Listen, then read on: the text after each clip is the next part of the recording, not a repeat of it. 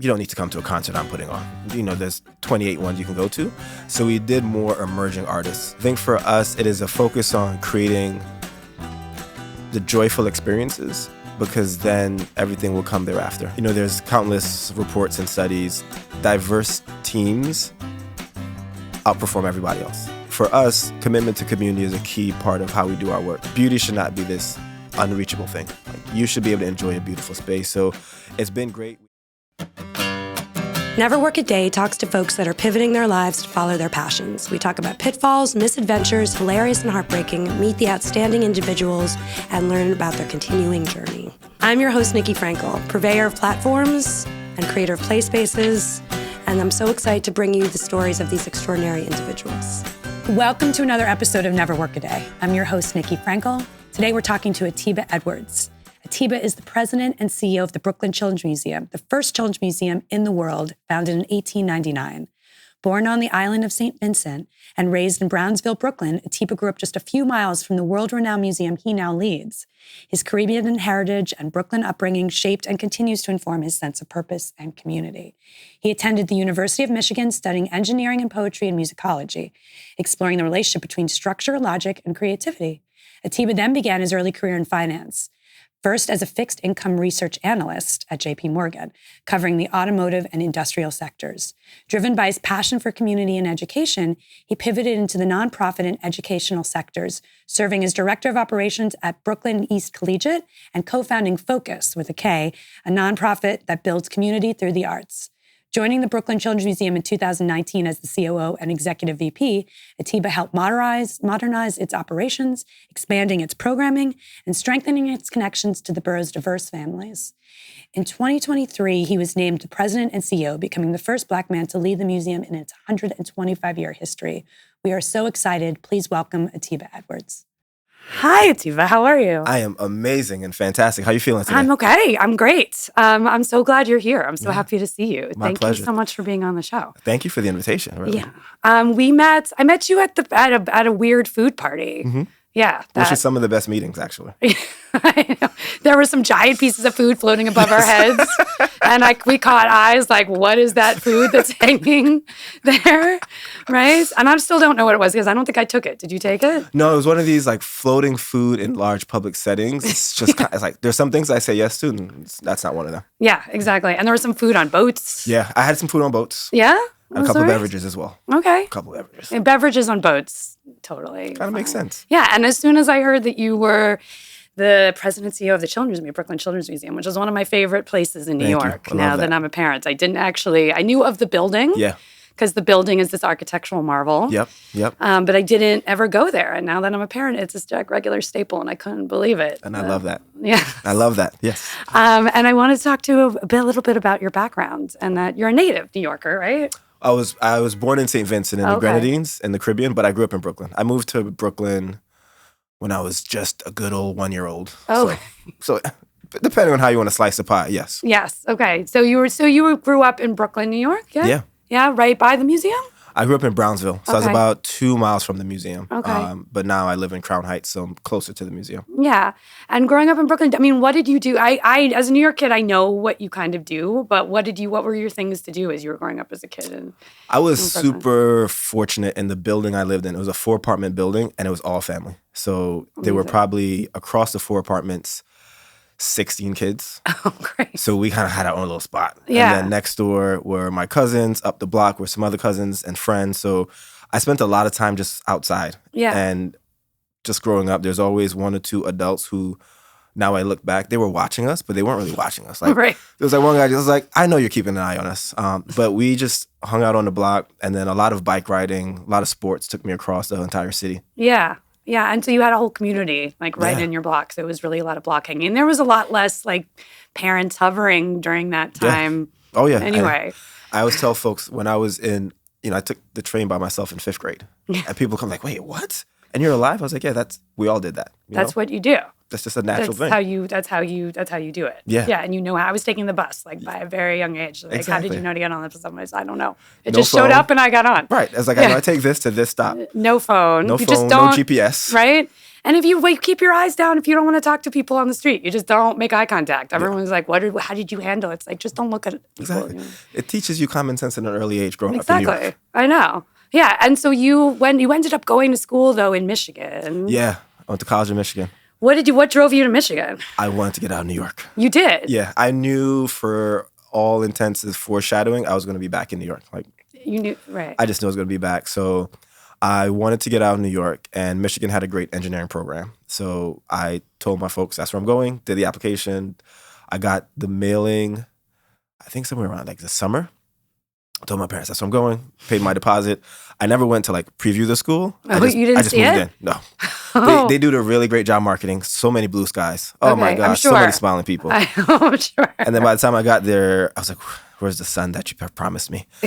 But yeah, just told my folks I wanted to leave New York because I knew I was going to come back. I had an internship at JP Morgan. So Oh, cool. every summer I had an internship guaranteed. So it felt like I was going to be back in New York after that. That was yes, you were in finance and engineering. Was those the two sort of bits, right? Yeah, I was in finance. I would almost call it like my internships were my B school. And I was in finance throughout the summer. But the degree I graduated in had a track that was financial engineering. So Financial engineering. What is that? What does that mean? it's It's boring? It's fun. Oh no, Okay. you're basically to say it in the brochure version, you are looking at market opportunities to then better increase your returns. AKA, you're finding loopholes where something's not priced right, and also you have an opportunity to make money based on just analysis and quick math. Wow. Okay. Yeah. And you were going to apply that in corporate initially? Yeah, Yeah. that was the plan. Yeah. Well, that was what ended up happening. I worked 6 years in investment banking doing fixed income research, covering Okay. like the automotive sector, tobacco, alcohol, defense. Oh, really? And a couple other, yeah, Oh, wow. all the hits. All the hits. Oh, All the wow. hits, yeah. Okay. All right, cool. All the main offenders. Pretty of- much. yeah. Every vice. Every vice you every can vice. think of. Outside of a few that weren't Yes. allowed yet. At the time, they weren't in vogue. Yeah, exactly. But how was Michigan, though? Was Michigan, I mean, you mentioned like it was a big difference Oh, yeah. between, yeah. So growing up in New York, 7 days a week, 24 hours a day, there's something else to do. Yeah. And I loved it. When I got to college campus, within 2 weeks, I called my folks. I said, I don't think this is the right place for me. Nothing against the Midwest. I now love it, but it was very, very, very slow in a way that was uncomfortable for me. But, it's almost equated to like driving a car, pulling a handbrake. All of a sudden, I was forced to stop and slow down in a way that I just never knew. Growing up in New York, we raced to stoplights. Like, Yes. there's a stop sign, you're going to speed, and then you're going to stop. Right. But my folks were great. They, I'm a middle child. We could go into that on the second episode. But they just like, look, we trust whatever you do. We're here to support you. You're going to make your decision, and then your decision is going to make you. So whatever your choice you make, be comfortable with That's it. a good background Yeah. to have as a good sort of solid base to good- come from, good right? Parents, they're good. Yeah, good parents. They did a good job. Yeah, they seem to do a good job. So it seems like it's good. Yeah, I mean, I would think that coming from New York, that yes, we race to stoplights and we run across streets and that going to the Midwest and slowing down. Mm-hmm. And did that slowing down give you any perspective, or did it help, or did it just freak you out, or? It shocked the Jesus out of me. But then I got used to it. I think Yeah. I started an organization that allowed me to really fill in what I then realized I was missing. It wasn't really the pace that I was shocked to. It was just that what I felt was monotonous. As a freshman, we're trying to sneak into a bar, we're trying to sneak into a frat party, or somebody's hanging out doing things. Right. And I was like, I can't do that 5 days a week, guys. Like, Yeah, it's do too something much. else. What else can you do? Exactly. Did you stay? You stayed the full run. I stayed. Yeah. I went to consider 2 colleges. One because a best friend of mine who lived across the hall. We're now best friends. I looked at Emory and University of Miami because that's what I saw on TV and it looked like fun. Yeah, Miami is fun. Yes. But I was like, it's probably a better decision. But no, I stayed through because it was also, I'm leaving something to go to the unknown. Right. What if the unknown is even worse? And Right. really, sort of the New Yorker way, like, what are you missing, and figure it out. Make Yeah. it happen. And And then that's what led to Focus. Oh, okay. Yeah. And Focus is this amazing, it's still around, Yeah, right? still Focus around. with a K. Focus I with wanna- K. Yeah. Acronyms all day. Acronyms all day. Can you give us the acronym for that? It stands for Fighting obstacles, knowing ultimate success. Did that take you a while to come into? How did that flows off the tongue, doesn't it? I was I went to high school in the Bronx. I went to Bronx Science, and while I was in high school, I was working at a marketing and commercial graphics firm, and they moved from near Penn Station to Pelham Bay. So I was on the train one day, and it kind of just like hit me because of my best friend who started the organization. She lived in Spanish Harlem. We were both sitting together one summer, the summer after freshman year, and both just like really upset. Like, what are we missing? And then in the short span of time, we said, let's just make it. You know, the good old New Yorker way. Like, what are we missing? Let's just go out there and do it. So the idea was, New York, there was art every day in ways to form communities. So what if we were to start an organization dedicated just that, using art to form different communities? Yeah. And when it started, it was a good lesson learned for us, both by some people who I looked as, I would call mentors and guides, saying like, I don't think you need to start that. That exists somewhere. And I was like, as a New Yorker, I was like, no, it doesn't. Let me tell you the reasons why. But one individual, Lisa, who was at Arts at Michigan at the time, said, look, let's do it. Let's make it happen. Like, I love what you're doing. And she was a very big supporter.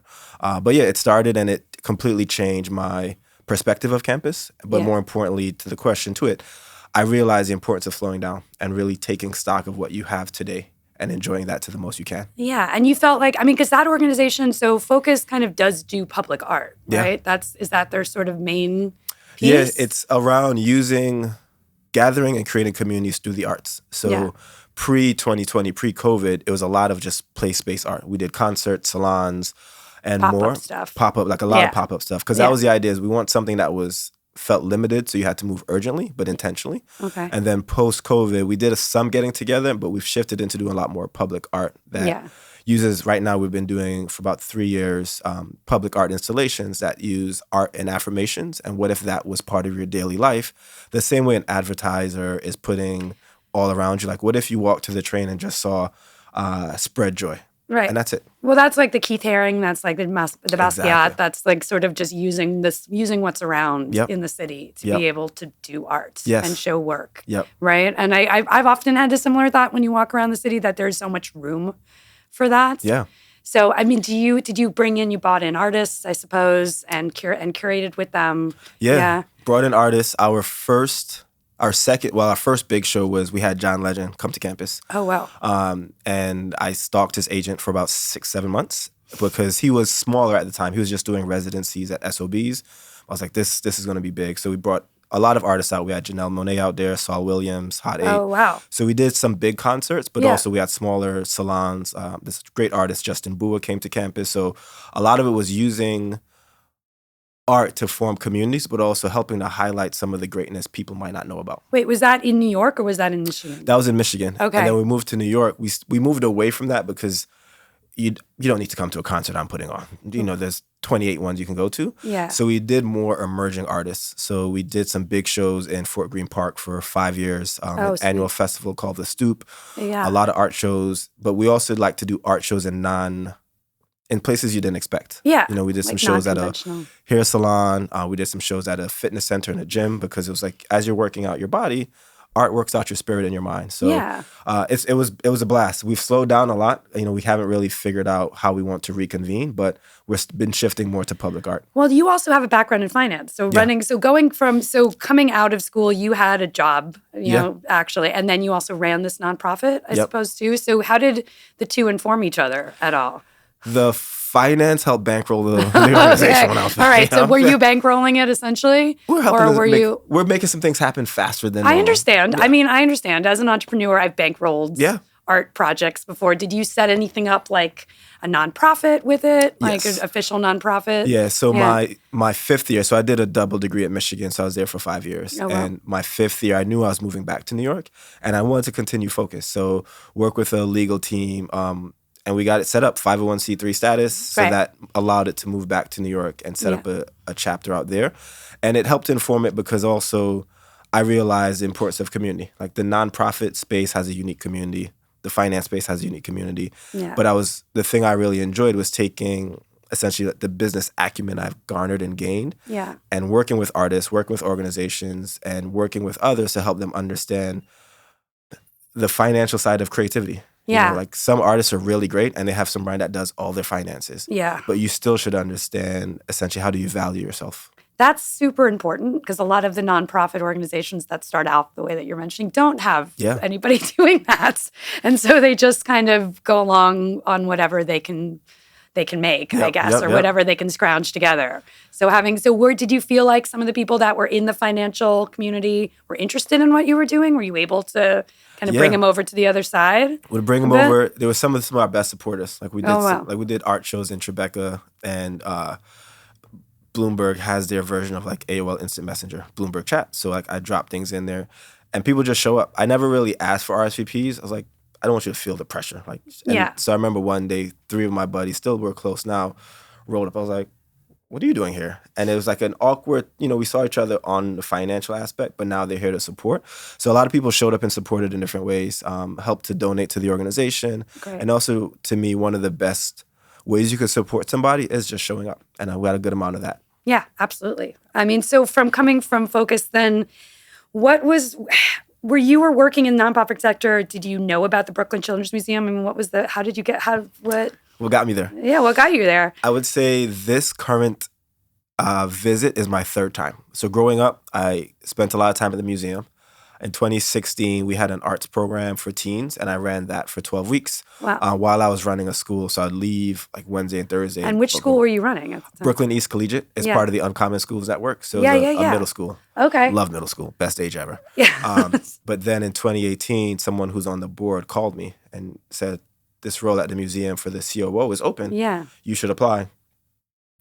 Similar, when I moved back, other than 2016, the museum didn't really exist to me. I didn't have kids, so it just kind of like, it was a bright yellow building. And when was it? Yeah, and it was that whole architectural piece that Vignoli did. I'm a fan of that work, his work. When was the reconstruction? 2008. Okay, so it was done in 2008? Yeah. Yeah. So it's about a 1.5, 2-year project in 2008. And then fast forward 10 years later, I got the call. And I said yes, applied, got in, but I was still at the school, and it was hard to leave the school mid-year. Right. And your role in the school? Director of Operations. Okay. So essentially, it translates to a vice principal or an assistant principal. Yeah. And I've seen a lot of teachers leave mid-year, and like it really disrupts normalcy of children and routine. So I tried not to, but this role was too hard to pass up. Yeah. But I pushed off my start date 2.5 months because I said I want to get the school set up for success to the best way possible once I leave. Yeah. And I've been at the museum since 2019, been in the role of president and CEO since summer of 2023.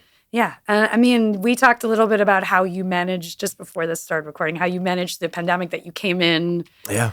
Probably like everything blazing, like ready to go with all these ideas. Yep. And then, so when you started the position, what were you you were a COO when you started. Yes. So you were kind of getting together their finance, figuring out how does a museum like that actually live? I would say it was really figuring out what systems we had, what system we didn't have, and that what we had, did it work? And a lot of it was just building I love systems. Excel's one of my favorite languages. So there's a lot that we can do to make this work easier, because if we're spending time on what might feel routine, it's taken away from creating really great moments for families that walk in the door. So my first year was just evaluating all of our systems and building many anew so that we can operate quicker, so we can make joy more accessible for families. Yeah, and the joy being just, bringing in new projects, bringing in new exhibits, working with. And did you feel like any of the work you were working with artists, did you try to bring in focus groups, sort of like any of the artists across that? Or curation-wise, curatorially, were you in that space? We still have amazing folks who head up our art studio, our art lab, color lab. But I was able to bring in some of the folks that I knew. Did a lot of random public projects over the years, or public art projects, and said, what if? Like, let's bring you into this space. And I remember we did a art installation 3 years ago that had an opening that all the artists, about 15 artists, created new work for our outside art rink. And then a buddy of mine came, was like, I grew up coming to this museum, and now I can say, like, he has a photo of him by his piece. It's a massive size. I'm in a museum. This is a space that really meant a lot to me. So I have been doing a lot more of that, of just bringing in artists I know into the museum for different ways. Pop-ups, mentorships, our studio space. So it's been really great to start bringing in more aspects of my life into where I spend a good portion of my life. But I did find that the Brooklyn Museum had a bent towards multiculturalism, which I think makes sense of where it is. So, I mean, was that a new invention? Because it's really, if you go there, adults should go there. I know, whatever. But there are, you go in and you can dress up like different cultures and do a dance based on Irish jig or Native American dances or Mexican, it's all, and there's different markets that have different bents to them too. So there's like the Chinese market. And so when you were thinking about, was that a conscious thought? Was that already there? We've been committed to community for over 90 plus years, I would say. It's been key part of our fabric because where we're located is Crown Heights. Yeah. And it's a ever-changing, but there are 3 communities that really make up that area. But for us, commitment to community is a key part of how we do our work. So it's been in our DNA, it's in our fabric. It's not something we try to do. It's just something we do. Yeah. Through about 15 different cultural festivals a year, we always think about what would it look like if we were to highlight and amplify some of the beauty that makes up New York City, that makes up Brooklyn, so that if you identify with that culture, you're probably seeing it in a way that you normally haven't, right? If you're breaking the fast, you might be doing that around a table with your friends. Yeah. But a couple of weeks later, we have Celebrate Eid, and you're amongst 2,000 people who some look and break the fast like you, but others have never heard about this, and they're learning the first time. So it's this aspect of sort of playful learning, informal learning is really the best way anybody learns, adult or child. Yeah, no, absolutely. And I mean, all of that sort of immersion is great because it allows to see so many different perspectives, right? And there's a huge bus inside the museum. Were there pieces that weren't there then when you started that are now sort of in there because of leadership or because of initiatives that you put in? There are a couple of things that will be coming soon. So I have an Earth Science Garden that we're opening up. That's about 20,000 square feet of outdoor space. Yeah. And it tells a little known fact that Brooklyn was shaped by the ice ages. The reason we have heights and slopes and basins in our names and topography speaking, it's because of that. And earth science isn't taught as much, I believe. And then we have another exhibit inside called Brooklyn Time Machine that will tell about 400 years of Brooklyn's rich history. Yeah. So a lot of the work that I've been part of in the team I'm part of now, we've been trying to expand the work we do with communities with the aspect of we want to create some really amazing moments. Yeah. Because there are things we want to change in the building, but it requires funding. So some of the updates we want to do are, $500,000 away, and that takes a while to release. In this sort of time frame that we're in, how are you feeling as sort of with a background in financials? How are you feeling in terms of keeping this sustainable and keeping it vital and keeping it funded, essentially? That's a good question. I mean, for it's us, the question across all institutions. Yeah. I think for us, it is a focus on creating the joyful experiences because then everything will come thereafter. If we're making and pushing ourselves to work with more communities, we're then getting more visibility, but also we're impacting and shaping people more. And then also just knowing that for our federal money is not coming back anytime soon. So we have to grow and do different work with other funders. So getting out there to really tell our story because the museum, it's a hard name for many people. Like you get a visual arts museum, you get a performing arts museum, you get a living museum of gardens. When you say children's museum, like what exactly are you museuming in a children's museum? That's true. That's a good question because, because the closest thing I guess would be a natural history museum or an educational museum. Right. I suppose. So a lot of the work we've been doing is telling our story in different ways. We do a lot of work with community. We have the value system around culture and diversity is always shared and celebrated, but also who are the communities we can work with. So we're doing a partnership that we've been doing for about 6 months right now with the Department of Corrections. The Chill Museum in Manhattan started it, and we've learned a lot from them. And then we have a pop-up food residency here. So what I think about keeping this organization that I'm part of going, there are more funding opportunities out there than we've tapped into, but also it's a hard balance because you want to make sure people know you do need the support. But it's hard to say sometimes like, oh, you guys are good. I don't need to donate to you. Like, no, your $20 makes a difference, right? Yeah. So for me, it's showcasing a case of need, but not a case of dire need. Right. So not showing that your apps that you need it, but you're not going to completely go out of business because then people will feel sad and not hopeful about the organization that is happening. Yeah, I mean, and I think your leadership around this, how are you keeping people motivated through this time? I mean, because it Yeah. feels a bit scary that a lot of the defunding is happening, Yep. right? I always tell folks, I don't get upset if it rains. There's some things I could control and there's some things I can't.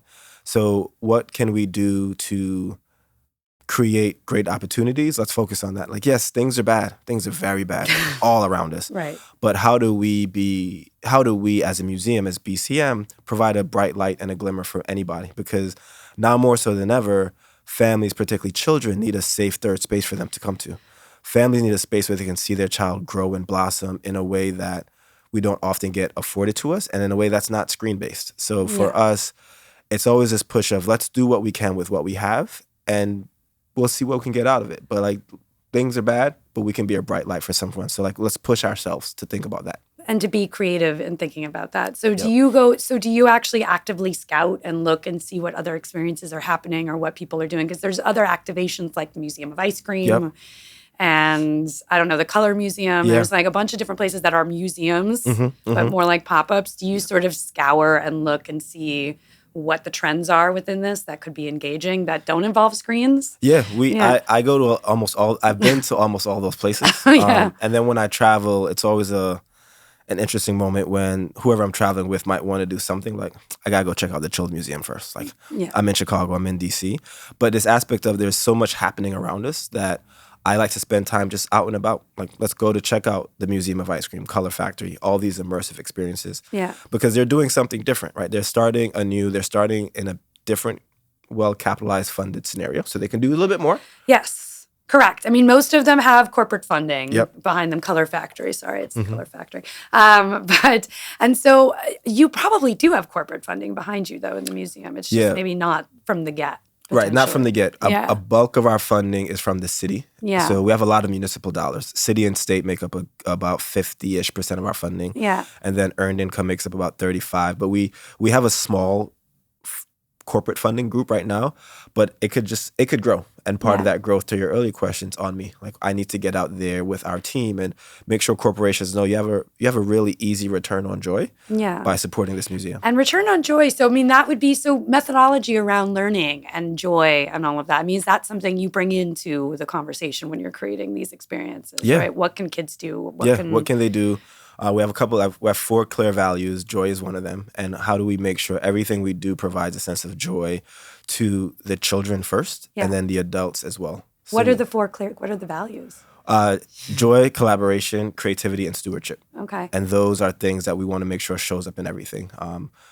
Internally, how do we collaborate across departments? Because, there's something we can learn from each other. And the more we spend time is actually the more enjoyable work is. And you go to any team that's highly functioning, it's probably because they have a sense of fun and humor and laughter with each other. Yeah. And that, to me, is one of the key ingredients to having high performer anything. Yeah, and the tenets are also helpful, right? Because you can always go back to them and say, well, is this actually inspiring joy, or what actually is it? So having some sort of leadership around those tenets is probably super helpful. And that's something you're fostering in conversation, right? Yeah, we spent this past summer with our executive team, our senior managers team, just coming up with 4 values and thinking about, as we do everything, it's to that point, it's almost like a yes or no decision matrix. Does that bring joy?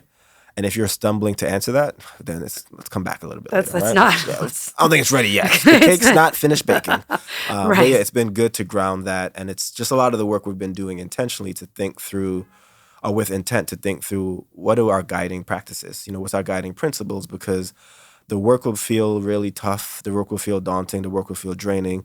But the work will feel joyful and happy and fulfilling and wonderful. But this aspect of, what do you want to do? Let's make it, it's very much a blue sky, green field type of team I try to lead is, let's come up with the idea and then let's really go through all the steps. And at some point we'll figure out if this can launch or if this can make it happen. Yeah. But don't dim the creativity light.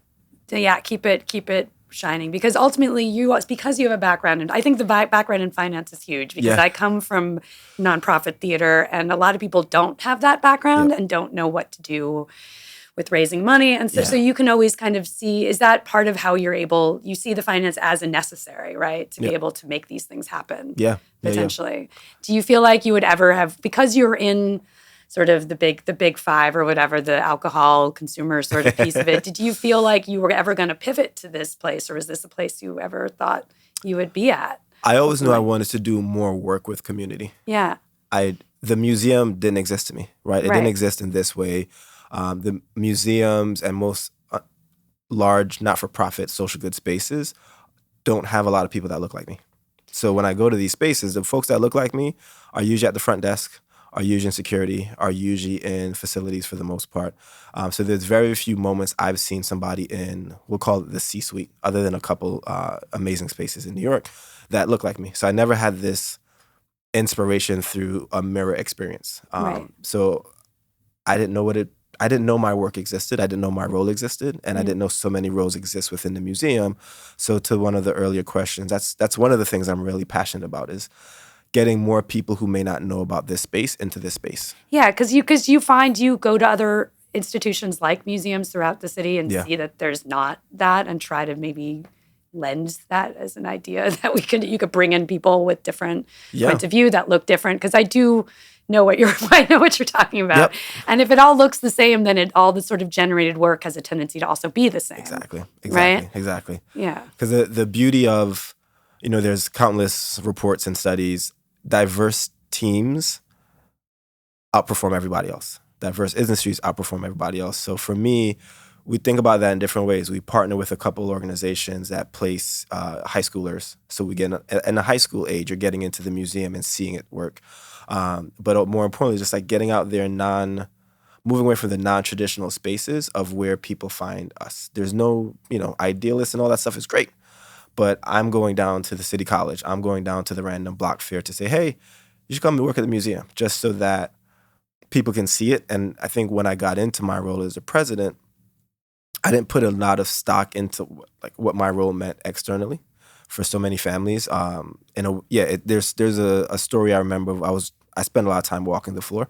So I was walking the floor on a Saturday, and a dad came up. He's like, hey. I was like, hey, where can I point you? What's going on? It's like, you're the CEO, right? I was like, yeah, my name's Atiba. I was like, oh my God, I'm so once we heard your news, it was so exciting because you grew up in the community, you know the community, you look like me. And oh my God, can you take a picture with my son? And so I'm like, this is kind of weird. But for me, it's not that I devalue. I really focus on the output and the work and the things like that. But that moment, again, taught me to slow down of just who I am and how I show up in places. Yeah. Really inspire more people than I'll ever know. So this sense of presence means a lot. And just having conversations with people literally anywhere I go. I mean, amazing that you're on the floor, because when you find with these sorts of, you're not seeing the CEO and president on the floor of MoMA. Or, I mean, if you did, you wouldn't, you're not seeing them walk around actively and involve themselves in it. And it's important, right? Yeah. I mean, is that something that's something that gives you joy, probably? 100%. My favorite place in the building is the lobby. Yeah. Because you're seeing families who are coming in for the first time and what their child is often running away from them to go do. The bus. Oh, yeah. The bus is the bus and the tunnel are two hits. I've chased. But I spent time, because it's just this aspect of if I can help, I'll help. So if we're short-staffed, I ran the front desk one time, and a person was like, aren't you the president? I was like, yeah. I was like, we didn't expect to see you here. I was like, well, we're short-staffed. How many people do you have today? 2 adults and 1 child? All right, it's $45. Thank you so much. Yeah. But still having a conversation with them. I think that's one of the beauties I carry through of the museum, and I try to personify, is this appreciation of community. We want to make sure we can talk to so many people. There'll be people who will be upset about me and upset about us and work we do and how we do our work. And through a healthy conversation, we can do it. But there's some folks that I was like, this is a pointless conversation for me. I mean, but how would people be mad at anything that's going on? I mean, there's always someone. Okay, is there always somebody that can be mad? Because how can you be mad when you're there? I mean, there's just, it's just you're there to let creativity reign. So, I mean, because there's so much to do there and because it's so creative the way that you lay it out. I mean, do you feel, though, the competition with the fact that everyone is on a screen, that the kids are really dying to be on a screen, that my child, when we go to the museum, is asking me when she can go watch like Daniel Tiger afterwards or something. Like, can I just go watch Paw Patrol now? Or are we done with the museum? What do you, there's no screens in the whole, I mean, you have a proper movie theater, which I think is very cool. But is there a conscious effort to just not have screens explain things? Yeah, we're super analog. We want tactile touch. For me, I love, as an engineer, as somebody who's built computers and made games and all that stuff, I love technology. Yeah. But there's a time and a place for everything. So my biggest worry is, because the technology has advanced so quickly, is that we've replaced the playground with a tablet. Right. And this aspect of community making feels very different, because I'm playing a game with 50 people across the world, and like we're having conversation.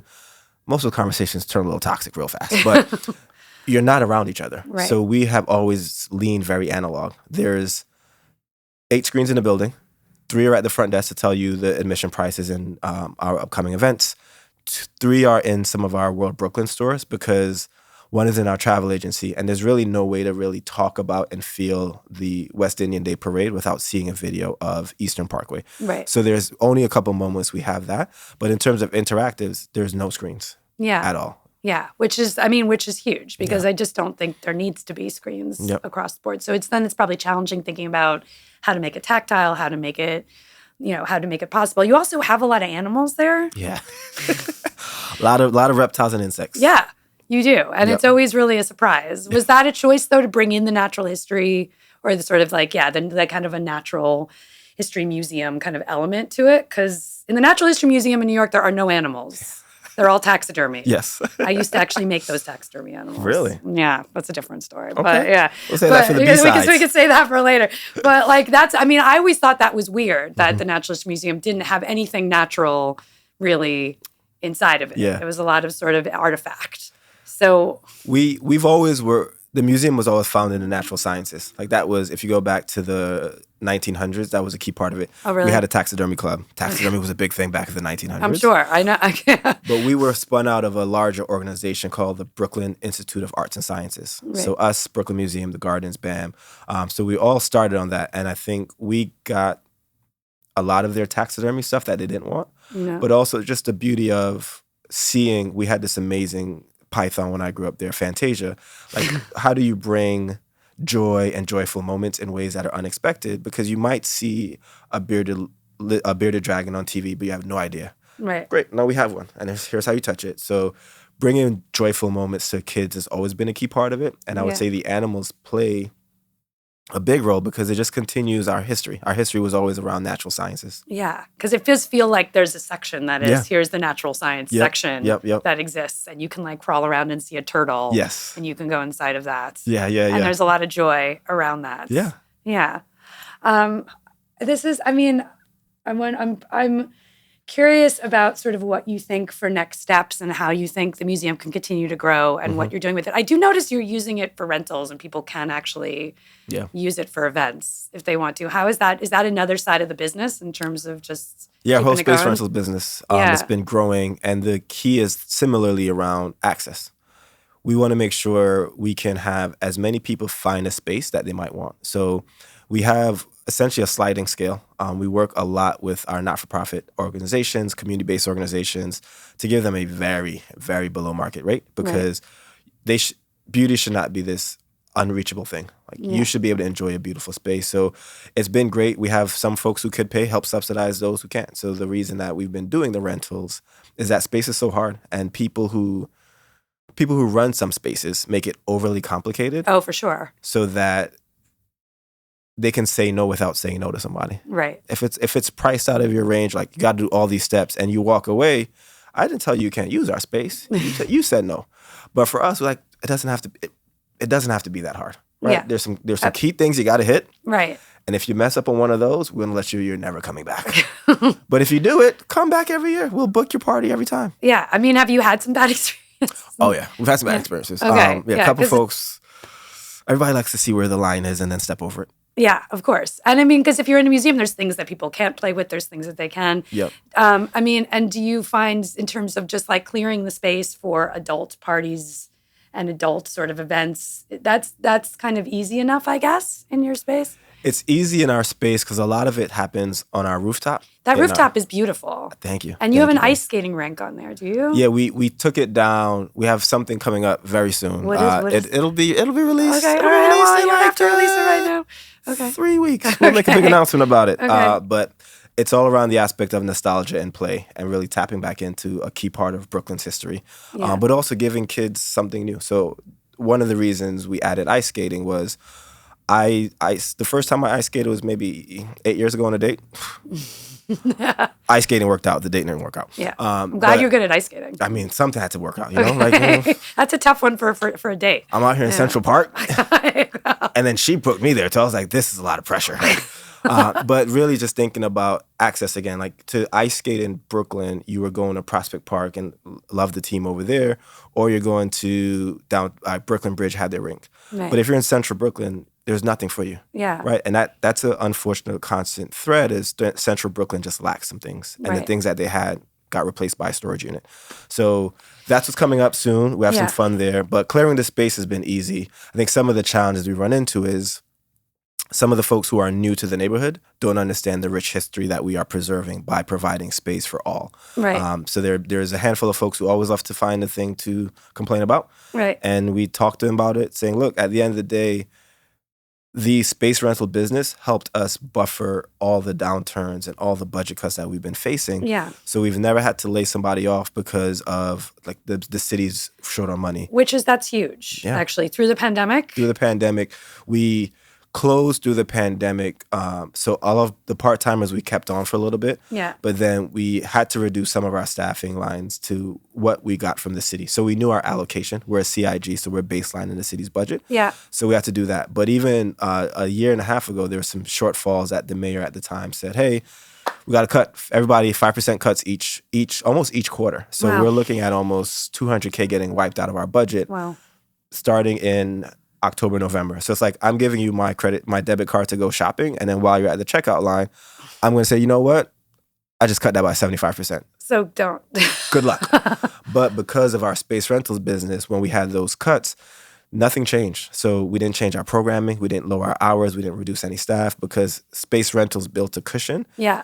The cuts cut it Which is completely. happening a lot. I mean, we were just doing a project at KQED in San Francisco, Yeah. and now they're renting out their spaces. Yeah. You know, I mean, that's what's coming across. It's All the nonprofit sector is finding different ways. Yeah, you got to adapt and grow. Yeah, exactly. I mean, do you find that to be a bit inspiring, I guess? I mean, it's obviously very disheartening, but also gives you a chance to be more creative with what you got, I guess. Yeah, there's a sentiment of sometimes out of chaos, you figure some harmony out. And because of the disruptions we've gone through and continue to go through, we can't rest on what we used to do and how we used to do it. Yeah. How do we do something different? And sometimes that push is what makes it happen, right? That push of we don't have $150,000 to run our science center space. What are we going to do? Right. All right, let's adapt. So sometimes the disaster, while scary, allows us a chance to really rethink how we approach our work. Yeah, and I mean, the ice skating rink is like you saw something in the community that wasn't available, and you just thought we can do that. Yep. Essentially, right? Yeah, I mean that. Well, I'll give it away a bit now. We'll be opening a roller skating rink on our rooftop. That's Right? That's 'Cause who's when. Who doesn't like roller skating? you know? Everybody likes roller skating, Yeah. and it's a great use of it. I mean, so do you feel like in the museum there's other, there's not really a movie theater nearby, so you set up a movie theater Yeah. in the right? Yeah, Because it is in an area where there's not much around it. Exactly. Essentially. Yep. And so that's probably pretty exciting that you can bring those things in. Essentially. yeah. It's a lot of fun being part of a team that to that point. Let's just try it. Like let's build a movie theater. Let's put a ice skating rink. Let's put a roller skating rink. Let's do pajama parties. Let's do comedy shows. Yeah. Let's do a lot, but we don't. And I really want to make sure as an organization, we don't have this severe mission creep where we become this like wraparound, we do everything. Yeah. There's some things we don't do. There's some things we bring partners in who are amazing at it. Right. We don't need to do that. There's somebody who else can do that. So it's been a lot of fun just trialing some things. Like let's think about what else haven't we done in a while. We've been doing a little bit more readings. We had Misty Copeland come by and read her new book, and Oh, it was a really? hit. Oh, And, wow. So that's huge. Let's have fun, right? That to me is a big thing. Let's have fun. Let's find ways that bring us joy. Yeah. Because we want to do all this. So, we do need financial support. We need fundraising support. We want to update parts of the museum, but we just need the money to do it. So these programs help us to almost prototype some things and see what happens. Yeah, and I mean, it's not only children focused, but obviously, like there's children programming. There's loads of things you can do within programming for children, and it's such a good resource. Yeah, thank you. To have, for sure. And I'm sure you find a lot of joy from doing it, right? I love it. Yeah, I love it. I think this might feel challenging for some people to hear, but like I think about my job 7 days a week, not in a way that feels like but in a way like Like I walk in, I was like, oh, that's a great lighting fixture. I think that can bring in our museum. Or seeing, to like what you were talking about earlier, as I travel the city, seeing things that I was like, oh, that's really cool. Or seeing artists, I was like, hey, have you ever done any work in the Children's Museum? Yeah. No, but I'd love to. Here's my card, let's talk. Yeah. So really thinking about what else I can bring into the space from the richness of New York City. Yeah, and the immersion of sort of all these different things that are coming into New York. I mean, what are things that you've seen recently that really are inspiring you that you like? Ooh. Anywhere. It doesn't have to be here. Yeah. Yeah. There's one of the things I really enjoy are these, what I call like studio type of spaces. So traveling a bit, there are a lot more museums, but also just spaces that have these designated areas for art creation or designated areas for STEM making. So we have those in our museum now, but just the way they do the work. Like there's one space that has hammers and saws and like all the things that as a parent, you're like, who's watching this space? Like, we got insurance, don't worry about it. Yeah. But like as a child, like let the kid just grab the saw and cut and see what happens. Not in a bad way, but like they're giving guided instruction. Right. So I think some of the unstructured play, like Right. I love playgrounds. I love places that have this aspect of here's an opportunity for your imagination to run wild. And sometimes it happens like a pop-up festival where they have a surprise that, that's a big giant disco ball. Yeah. And other times it's in like small cul-de-sac nooks that has a small but yet really creatively built space that just inspires imagination to play. Yeah. And I mean, the one thing I wanted to note is that I really like about the museum is you're not trying to tie in with IP. Yeah. Has that been just, we're wrapping up in a minute, but just has that been challenging to not do a partnership that involves a preconceived, creature or character or something? It's our intent. Yeah. We love IP, so we have done some what we call IP stunts. Like we had the Smurfs takeover. We did something with Gabby's Dollhouse, and we have a couple other things. But for us, we want to lean into the Brooklyn. We want to lean into like the craftiness. We want to lean into providing opportunities for artists and designers who might not have it. So last year, we worked with this amazing duo, Yeju and Chat, and they built an indoor construction site. I know, I saw that. And the work was a hit. It's crazy. It's so a one-off, amazing. bespoke thing.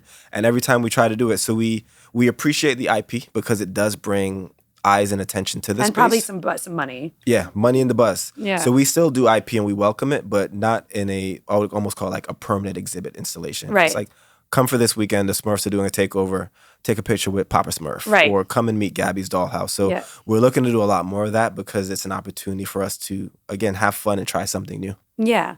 And I mean, before we wrap up, what are you consuming? What do you like? What are you reading? What are you eating? Anything? Couple things then. Okay. That people can follow. We'll start with the books. Dance, Dance, Dance by Murakami. Amazing. Fahrenheit 451. Oh, well, that's classic and very timely. And then there's a book out by Hanif. It's called There's Always This Year that weaves through like athletics and life and really amazing there. The three things I love people should go and see is anything from Inside the Actor Studio, James Lipton, just pre-podcast style. Like that's how you did it. Like you learned a lot through there, but also seeing the humanness of these celebrities. Yeah. What else? Nikki Giovanni and James Baldwin have a 2-hour interview that you can find on YouTube. Oh. Breathtaking. That sounds breathtaking. Beautiful. Yeah. And then for everybody who is a leader or a CEO, highly recommend seeing one battle after the other. Oh. But focusing on Benicio del Toro. Okay. The sensei, hot tip. The sensei is something we can all learn about. All right. I always focus on Benicio del Toro. Man, I love him. And Usual Suspects. Yeah, I know. Hit. Forget it. Hit. Forget it. Love the guy. Oh, Thank you. These are all really good suggestions for right before we wrap up. It was so good to talk to you. Yes. Thank you so much. How can people support you also? Or the museum? At the museum, brooklynkids.org, BCM Kids on Instagram. My Instagram stuff is mainly Atiba, A-T, the number 1, B-A. And that's where we do a lot of that. And then Focus is F-O-K-U-S-A-R-T. So that's probably the ways to find us. And, anything you can send in the museum is always something we can use. Great. Thank you so much. Amazing. This was a blast. Yes, Thank you. Thanks for listening. I'm Nikki Frankel saying if you do what you love, you never work a day. If you want to see what we're doing, subscribe to our YouTube channel and follow us on Instagram and TikTok and join the conversation on the Discord. Take care of yourself and those around you. Never Work a Day is produced by Preview Media. Producers are Gina Bouchard, Eleni Simos, and Stefan Vloshki. Our editor is Jasmine Jackson. See you soon.